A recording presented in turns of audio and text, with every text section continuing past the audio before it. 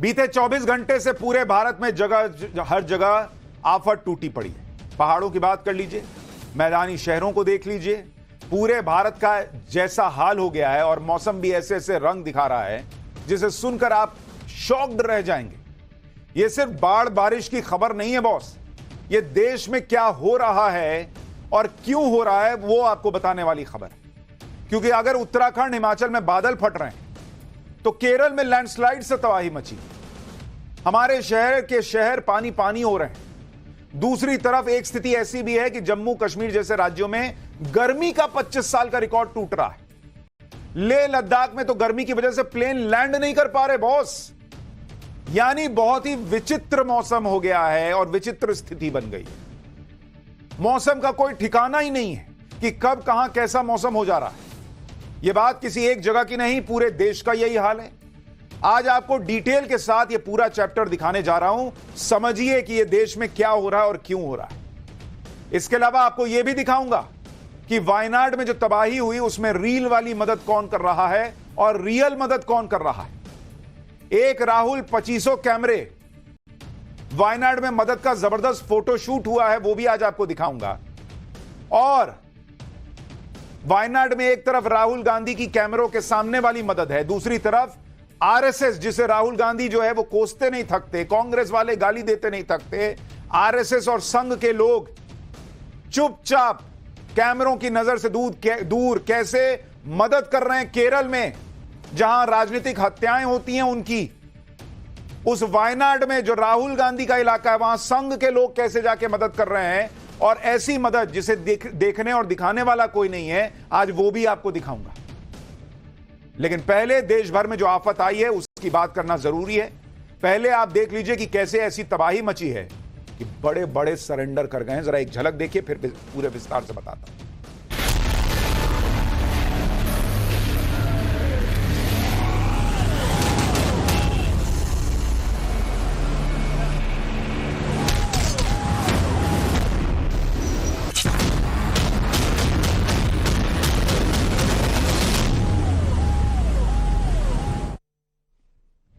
जब तक monsoon full active नहीं था तब तो चलिए ठीक है, जो हो रहा था दिख रहा था। लेकिन जैसे ही मॉनसून फुल एक्टिव हुआ है, हर तरफ तबाही तबाही दिख रही। केदारनाथ से लेकर केरल तक हाहाकार मचा हुआ है। आप सुनते जाइए, केदारनाथ में बादल फटने से हड़कंप मच गया है। उत्तराखंड के टिहरी में बादल फटने से आफत आई हुई है। उत्तराखंड में भारी बारिश का रेड अलर्ट है। उधर हिमाचल प्रदेश में 4 जगहों पर बादल फटने से तबाही मची हुई है। हिमाचल में शिमला, मंडी, कुल्लू जैसी जगहों पर बादल फट गए। मतलब बादल फटना एकदम आम सी घटना हो गई, ऐसा लग रहा है। इधर से खबर उधर से खबर आ रही है, बादल फट गया, बादल फट गया। हिमाचल के 3 जिलों में भारी बारिश का रेड अलर्ट है। उधर केरल के वायनाड में तो गांव के गांव तबाह हो गए। वायनाड की तबाही में अब तक 300 लोगों की मौत हो चुकी है। केदारनाथ से केरल तक बारिश ने कैसे तबाही मचाई है उसका ट्रेलर पहले देखिए। उत्तराखंड में बादल फटने से 4 धाम यात्रा रोकनी पड़ गई है। सड़कों पर लैंडस्लाइड का मलबा आने से सैकड़ों श्रद्धालु रास्तों में फंस गए। कई नदियों में उफान ऐसा आया कि गाड़ियां की गाड़ियां बह गई हैं। आप नदी की रफ्तार देखिए ना भाई। अलग अलग जगहों पर हादसों में 10 से ज्यादा लोगों की मौत हो चुकी है। वहीं हिमाचल में एक ही दिन में 4 जगह बादल फट गए भाई। 4 जगह बादल फट गए। नदी नालों में उफान आने से 4 लोगों की मौत हो गई, जबकि 50 से ज्यादा लोग तो लापता हो गए। हिमाचल में भारी बारिश की वजह से डैम टूट रहे हैं। नदियां ऐसे उफान में हैं कि घर के घर बहने की नौबत आ गई है भाई। उधर केरल के वायनाड में भारी बारिश का ऐसा कहर टूटा कि लैंडस्लाइड की वजह से कई गांवों का नामो निशान मिट गया। मलबे में दबे लोगों की तलाश में अब भी रेस्क्यू ऑपरेशन जारी है। आज पाठशाला में बारिश से मची इस तबाही की डराने वाली एक एक तस्वीर आपको देखनी चाहिए कि देश में क्या हो रहा है, फिर बताऊंगा क्यों हो रहा है। सबसे पहले हिमाचल प्रदेश के कुल्लू की यह तस्वीर देखिए। बॉस, कैसे पल भर में पूरी बिल्डिंग आप देखिए कैसे नदी में समा गई। बादल फटने की वजह से कुल्लू से गुजरने वाली पार्वती नदी में ऐसा उफान आया कि महज 5 सेकंड के अंदर नदी के किनारे में बनी 4 मंजिला बिल्डिंग धराशायी हो गई। देखते ही देखते मणिकर्ण घाटी में सब्जी मंडी की ये पूरी बिल्डिंग नदी में समा गई बॉस। और आप देखिए, ऐसा लग रहा है जैसे कोई गत्ते की बनी हुई बिल्डिंग हो। आदमी नहीं बचपन में गत्ते की बिल्डिंग बना के खेलता था, ऐसा लग रहा है वो है। और नदी का उफान ऐसा है कि उसके किनारे बने दूसरे मकानों पर भी टूटने का खतरा मंडरा रहा है। एक बार फुल फ्रेम ये तस्वीर देखिए, कैसी डरा देने वाली तस्वीर।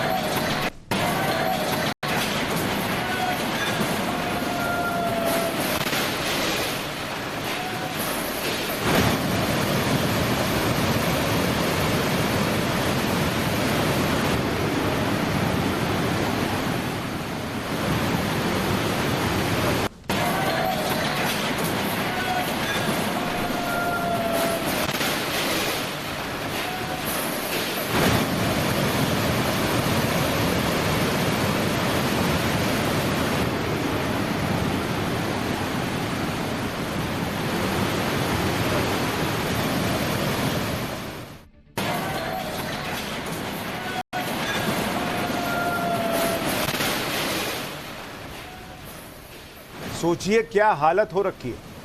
अब जरा कुल्लू की एक और तस्वीर देखिए। बादल फटने की वजह से नदी नालों में ऐसा उफान आया हुआ है कि कुल्लू जिले के मलाणा गांव में बने पावर प्रोजेक्ट का डैम टूटा। डैम में पानी का दबाव इतना बढ़ गया कि उसकी दीवार दरक गई और अचानक डैम का पानी आने से पार्वती नदी में बाढ़ आ गई। इसकी वजह से पूरे इलाके में हाहाकार मच गया। खतरे को देखते हुए नदी के किनारे बसे लोगों के लिए घर छोड़कर उन्हें सुरक्षित जगहों पर जाने का अलर्ट जारी करना पड़ा। जरा तस्वीरें देखिए और सुनिए वहां क्या हुआ।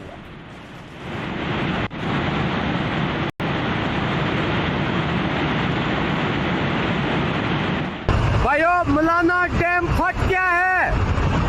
कृपया नदी नालों से दूर रहे। मलाना डैम फट गया है। Attention please. सब लोग नदी नाले के पास रहने वाले सभी भाइयों से निवेदन है कि वो सुरक्षित स्थान पर जाएं। और मलाना वन डैम फट गया है। ओ भगवान, ओ भगवान, ओ भगवान। चलो जाओ, चलो जाओ, चलो जाओ, चलो।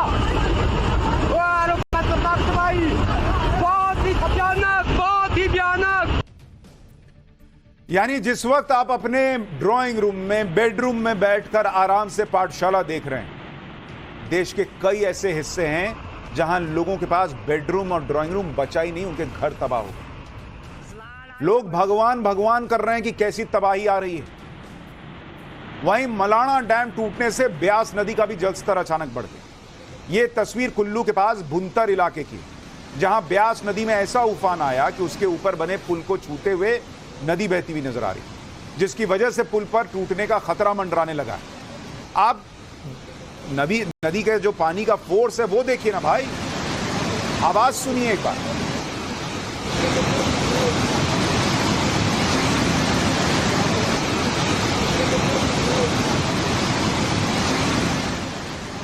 ब्यास नदी का उफान ऐसा है कि उसके किनारे बने मकानों में रहने वालों की धड़कनें बढ़ गई। नदी का पानी मकानों की निचली मंजिल को छूता हुआ गुजर रहा। आप देखिए जितने घर हैं, ये सारे घर इस वक्त एक तरह से डेंजर जोन में हैं। उनकी हालत खराब होगी जिनके घर होंगे। आप पानी का रौद्र रूप देखिए बॉस, क्या हालत है इस वक्त। आप पानी को देखिए, आपको डर लग जाएगा कि कोई इसमें गिरेगा तो बचेगा, और कैसे ये घर बचेंगे। जिनके घर होंगे सोचिए उन पर क्या बीत रही होगी, किस तरह की रफ्तार है पानी की। ब्यास नदी में पानी इतना बढ़ चुका है कि कुछ जगहों पर तो नदी ने अपना रास्ता ही बदल लिया। यह तस्वीर कुल्लू के रायसन इलाके की है, जहां ब्यास नदी चंडीगढ़ मनाली हाईवे से होकर बहने लगी, जिसकी वजह से हाईवे को बंद कर दिया गया। अब हिमाचल के मंडी की एक और तस्वीर देखिए। मंडी के पास बादल फटने से कुछ ही देर में अचानक इतनी ज्यादा बारिश हो गई कि ब्यास नदी पर बने पंडोह डैम के फ्लड गेट खोलने पड़े। तस्वीर देखिए बॉस, आवाज सुनिए।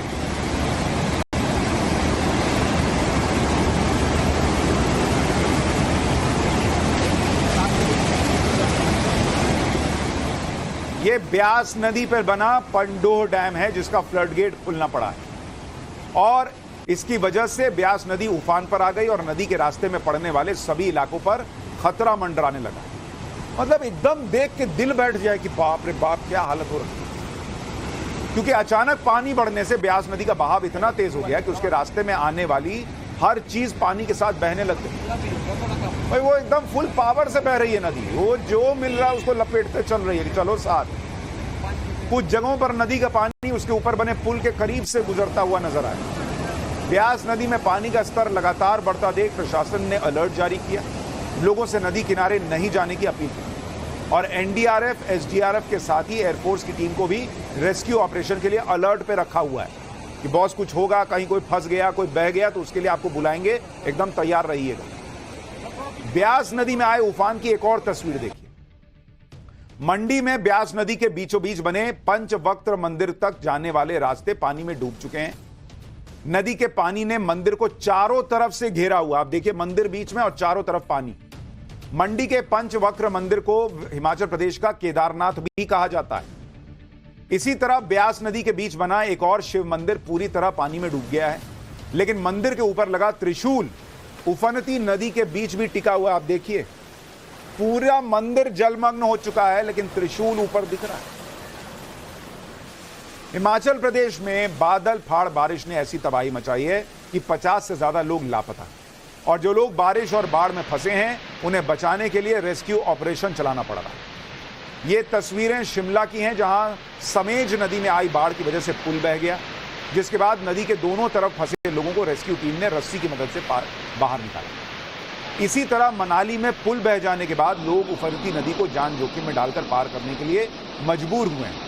लोग सीढ़ी और रस्सी की मदद से बनाए टेम्पररी पुल की मदद से नदी पार कर रहे हैं। आप सोचिए जरा, इस आदमी के बारे में सोचिए कि कैसा टेम्पररी पुल है, उस पे किसी तरह से भाई जो है वो बेचारा पार करने का प्रयास कर रहा है और नीचे नदी की रफ्तार देख लीजिए। उसको पता है कि मैं गिरा तो फिर ऐसा बहूंगा कि मिलूंगा नहीं, वो वाली हालत। हिमाचल ही नहीं, बादल फाड़ बारिश ने उत्तराखंड में भी कई इलाकों में तबाही मचाई। जरा देखिए, रुद्रप्रयाग के पास बादल फटने से ऐसी तबाही मची कि केदारनाथ धाम के बेस कैंप गौरी कुंड के पास सड़क का बड़ा हिस्सा ही बाढ़ में बह गया। सड़क ही नहीं है भाई, आगे सब खत्म, ले गई नदी, ले गया पानी। यही नहीं, केदारनाथ धाम जाने वाला पैदल रास्ता भी मलबा आने से बंद हो गया है। अचानक हुई भारी बारिश की वजह से मंदाकिनी नदी में ऐसा सैलाब आया कि 2 पुलों को अपने साथ बहा कर ले गया। ग्राउंड जीरो से हमारे सहयोगी की एक रिपोर्ट देखिए, फिर आगे की बात बताता हूं। इस समय हम सोनप्याग मौजूद हैं। आप देख सकते हैं गौरीकुंड सोनप्याग को जोड़ने वाला मोटर मार्ग पूरी तरह से ध्वस्त हो चुका है। यहाँ पर करीब मोटर मार्ग का 100 से 120 मीटर हिस्सा पूरा तबाह हो चुका है। पूरा जो मोटर मार्ग है वह मंदाकिनी नदी में समा चुका है। यहाँ पर आवागमन पूरी तरह से बंद हो चुका है। गौरीकुंड में फंसे हुए तीर्थयात्री, जो जंगल चट्टी और पैदल मार्ग में फंसे हुए तीर्थयात्री हैं, उनको पहले यहाँ पर लाया जा रहा है। उसके बाद आप देख सकते हैं कि दूसरी छोर पर तीर्थयात्री हैं, वो यहाँ पर फंसे हुए हैं। ऊपर यहाँ पर जंगल है, इस जंगल के ऊपर से 2 से 3 किलोमीटर जंगल के जो रास्ता है वहाँ से तीर्थयात्रियों को निकालने का यहाँ पे प्रशासन व्यवस्था कर रहा है। साथ ही साथ एनडीआरएफ की टीम भी यहाँ पे तैनात है। आप देख सकते हैं लगातार रेस्क्यू अभियान आज सुबह 6 बजे से जारी है और करीबन कह सकते हैं कि अब तक 800 से 1000 तीर्थयात्रियों को निकाल दिया गया है। केदारनाथ धाम तक पहुंचने वाले सारे रास्ते बंद होने की वजह से सैकड़ों श्रद्धालु रास्तों में फंसे। रास्ते में फंसे श्रद्धालुओं को बचाने के लिए हेलीकॉप्टर की मदद से रेस्क्यू ऑपरेशन शुरू करना पड़ा। रास्ते में फंसे श्रद्धालुओं को जंगलों और दूसरे रास्तों से लाकर हेलीपैड तक पहुंचाया गया, जिसके बाद उन्हें हेलीकॉप्टर की मदद से सुरक्षित जगहों की तरफ रवाना किया। केदारनाथ धाम के रास्ते में फंसे श्रद्धालुओं के रेस्क्यू पर हमारे सहयोगी की एक रिपोर्ट भी देखी। सुबह से लगातार रेस्क्यू अभियान जारी है। इस समय हम सेरसी में मौजूद, आप देख सकते हैं हेलीकॉप्टर की मदद से तीर्थयात्रियों को निकाला जा रहा है। लिंचोली और भीमबली में तीर्थयात्री फंसे हुए हैं, जिन्हों धीरे धीरे करके निकाला जा रहा है। यहाँ पर 2 से 3 हेलीकॉप्टर की मदद से तीर्थयात्री पहुँचाए जा रहे हैं। बताया जा रहा है कि भीमबली में 300 के करीब तीर्थयात्री हैं, जबकि लिंचोली में 100 के करीब तीर्थयात्री अभी भी फंसे हुए हैं, जिनको निकालने का काम लगातार जारी है। प्रशासन की ओर से सुबह से ही लगातार रेस्क्यू अभियान चलाया हुआ है। उत्तराखंड के जागेश्वर में भी बादल फटने से अचानक नदी का जलस्तर बढ़ गया, जिसकी वजह से जागेश्वर धाम के पास बाढ़ जैसे हालात बने। आसपास के इलाकों में बाढ़ के साथ बहकर आया मलबा घुस गया। कई गाड़ियां इस मलबे की चपेट में आ गई। पानी का बहाव इतना तेज था कि लोग दहशत में आ गए। उत्तराखंड के पहाड़ों में बादल फटने का असर मैदानों में भी नजर आया। हरिद्वार में गंगा नदी में अचानक ऐसा उफान आ गया कि नदी के किनारे खड़ा भारी भरकम ट्रक नदी के बहाव में बह गया। ऊपर से पानी आ रहा है, वो तेज फ्लो में आ रहा है, तो नीचे भी तो तेजी होगा। आप देखिए, ट्रक बह गया भाई। पहले भी 4 गाड़ियां बह चुकी है, 8-9 गाड़ियां बह चुकी है, सॉरी, पहले भी 8-9 गाड़ियां बह। लोग जो वीडियो बना रहे हैं वो कह रहे हैं कि 8-9 गाड़ियां तो पहले भी बह चुकी हैं। ये तो एक ट्रक दिख रहा है वीडियो। हिमाचल प्रदेश और उत्तराखंड ही नहीं, जम्मू कश्मीर में भी बादल फटने से हड़कंप मचा है। जम्मू कश्मीर के किश्तवाड़ में आज सुबह बादल फटने से बाढ़ आ गई। नदी का बहाव इतना तेज था कि उसके पास बने घरों पर टूटने का खतरा मंडराने लगा। यह आफत अभी खत्म होने वाली नहीं है, क्योंकि मौसम विभाग ने बड़ी वार्निंग दे दी है। अगले कुछ दिन कम से कम 11 राज्यों में भारी बारिश का अलर्ट है। यानी अगर आप देखिएगा, 1 से 2 अगस्त मध्य प्रदेश में भारी बारिश का अलर्ट है, 3 अगस्त को महाराष्ट्र में भारी बारिश का अलर्ट है, 2 और 3 अगस्त को गोवा में भारी बारिश का अलर्ट है, 3 अगस्त को गुजरात में भारी बारिश का अलर्ट है, 3 अगस्त को ही उत्तराखंड में भारी बारिश का अलर्ट है, 1 और 2 अगस्त को केरल में भारी बारिश का अलर्ट था, और आज यूपी, पंजाब, हिमाचल, हरियाणा में भारी बारिश का अलर्ट जारी किया गया। 2 अगस्त को दिल्ली में बारिश का अलर्ट जारी किया हुआ है। यह तो पूरे देश में बारिश के अलर्ट की बात हो गई, लेकिन इस समय सबसे ज्यादा चर्चा वायनाड की हो रही है, क्योंकि वहां 3 दिन पहले लैंडस्लाइड हुई थी, जिसमें बड़े पैमाने पर तबाही मची, सैकड़ों लोग मारे गए। 3 दिन बाद आज राहुल गांधी वायनाड पहुंच गए, क्योंकि वायनाड से वो सांसद रहे हैं, लेकिन राहुल गांधी अकेले नहीं गए, उनके साथ उनकी बहन प्रियंका भी गई हुई थी, और 2500 कैमरे भी गए हुए। उनकी वजह से कई लोग ये सवाल उठा रहे हैं कि वायनाड में मदद करने के लिए ये लोग गए या फिर फोटो शूट कराने गए कि इतना कैमरा वहां पर है, क्योंकि वायनाड में मदद तो दूसरे लोग भी कर रहे हैं।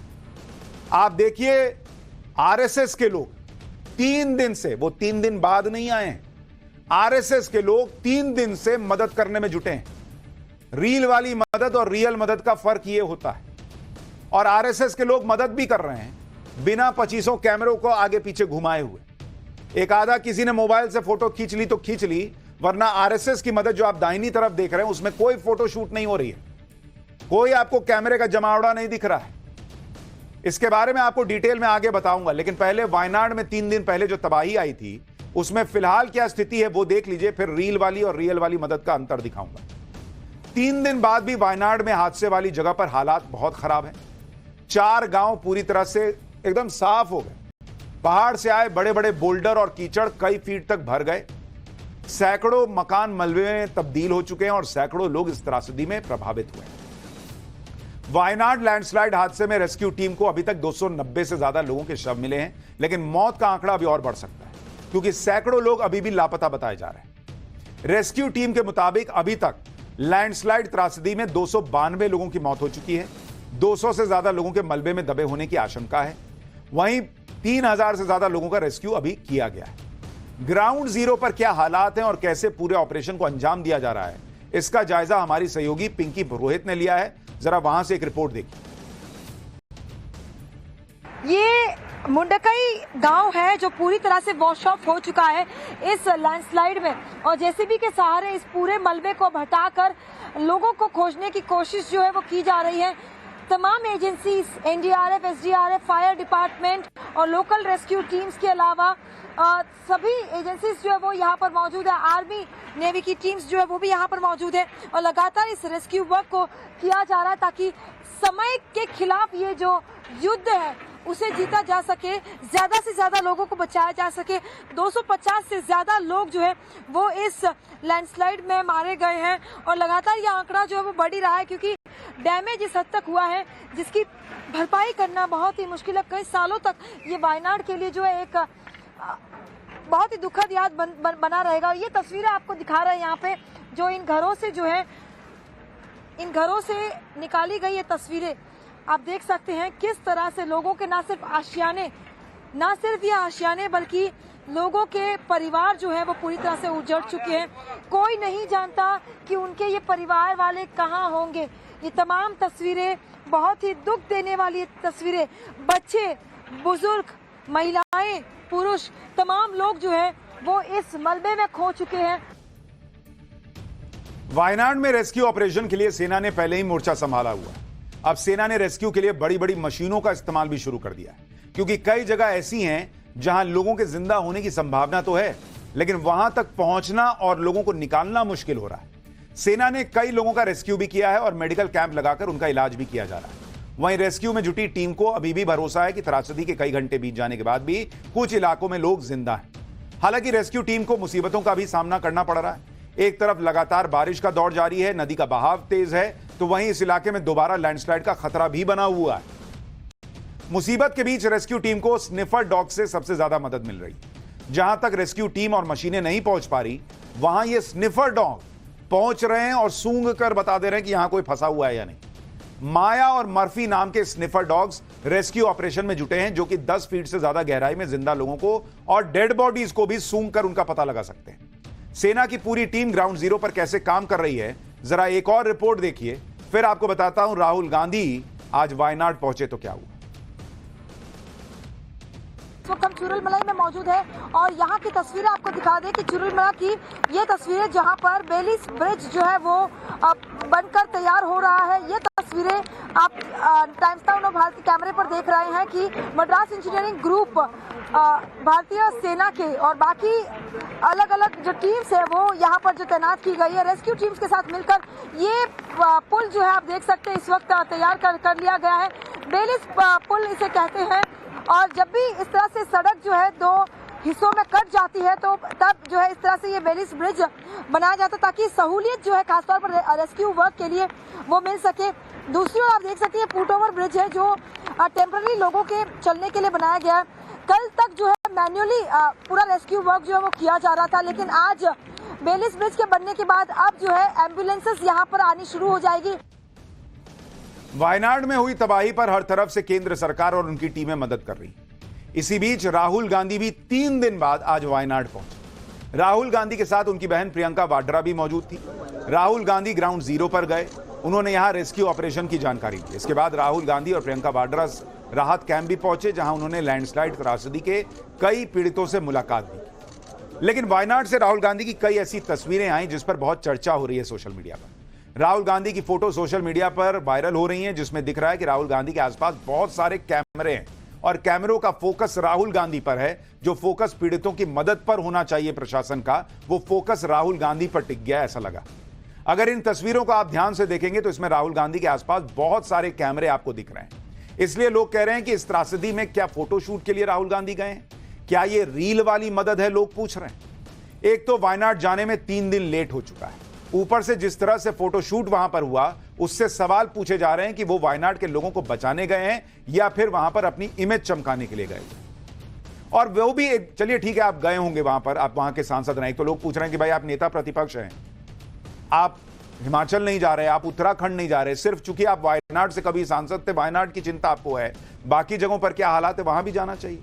दूसरा, लोग पूछ रहे हैं कि 3 दिन बाद गए, लेकिन आप देखिए आपकी वजह से कितना वहां पर जो सब कुछ है प्रशासनिक अमला है वो राहुल गांधी के पीछे पीछे लग गया। अब जिसको मदद में लगना था वो वहां नेता प्रतिपक्ष के पीछे घूम रहा है। तो लोग सवाल उठा रहे हैं कि कैमरा दिख रहा है, 3 दिन बाद पहुंचे हैं और वहां एक तरह से मदद से ज्यादा वहां पर हैम्पर हो रहा है काम। वायनाड में रील वाली मदद तो आपने देख ली, अब रियल वाली मदद भी देखी, जिसकी बात कोई नहीं करता। आरएसएस के लोग, जिन्हें राहुल गांधी अक्सर हर बात पे कोसते रहते हैं, वही आरएसएस और सेवा दल के लोग वायनाड में 3 दिन से जुटे हुए हैं मदद में। राहुल गांधी तो 3 दिन बाद वायनाड पहुंचे। आरएसएस के स्वयंसेवक पहले दिन से वायनाड में मदद कर रहे हैं। ये वही स्वयंसेवक हैं, ये वही आरएसएस है जिसे राहुल गांधी और उनकी पार्टी न जाने क्या क्या कहती रहती है। आपको यह भी ध्यान रखना चाहिए कि यह वही केरल है जहां आरएसएस के लोगों की राजनीतिक हत्याओं के आरोप लगते हैं, जहां आरएसएस के लोगों पर अत्याचार हुए हैं, लेकिन कोई भी त्रासदी आए आरएसएस के लोग मदद में सबसे आगे रहते हैं। वायनाड ये राहुल गांधी का संसदीय इलाका रहा है, वो राहुल गांधी जो आरएसएस को क्या नहीं कहते, लेकिन आरएसएस के लोग ये नहीं देख रहे कि अरे यहां कभी राहुल गांधी सांसद थे। उनको वहां दिख रहा है कि मेरा भारतीय भाई वहां पर फंसा हुआ है। यह है आरएसएस।